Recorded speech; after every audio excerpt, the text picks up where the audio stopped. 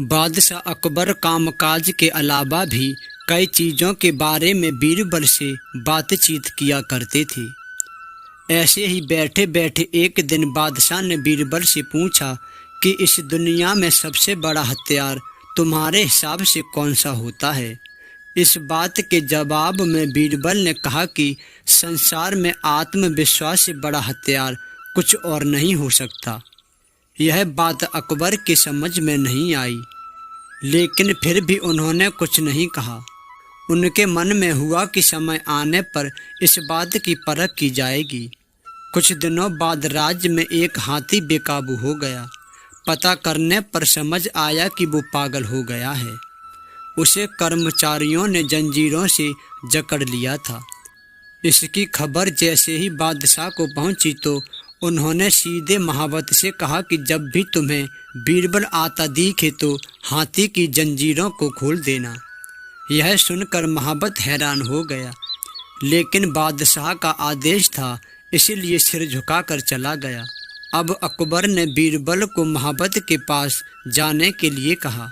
महाबत ने भी बादशाह के आदेश का पालन करते हुए बीरबल को आते देख हाथी को जंजीरों से मुक्त कर दिया। बीरबल को इस बात की खबर नहीं थी, इसलिए वो आराम से चल रहे थे।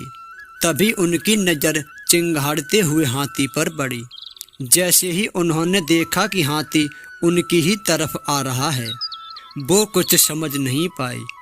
कुछ ही देर में उनके दिमाग में हुआ कि बादशाह ने मेरी आत्मविश्वास वाली बात को परखने के लिए ही इस हाथी को मेरे पीछे छोड़ने का आदेश दिया होगा।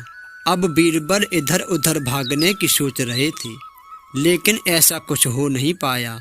सामने से हाथी आ रहा था और अगल बगल में भाग कर जाने की जगह नहीं थी। इतने में हाथी बीरबल के काफी करीब पहुंच गया। तभी बीरबल ने सामने एक कुत्ते को देखा और उसे टांगों से पकड़कर हाथी की तरफ फेंक दिया। कुत्ता चीखता हुआ हाथी से टकरा गया।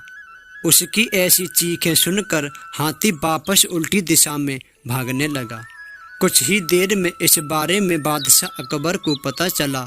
तब जाकर उन्होंने माना कि आत्मविश्वास ही मनुष्य का सबसे बड़ा हथियार है। हर किसी की बात पर यूं ही भरोसा नहीं कर लेना चाहिए। बात की जांच और परख करना जरूरी है।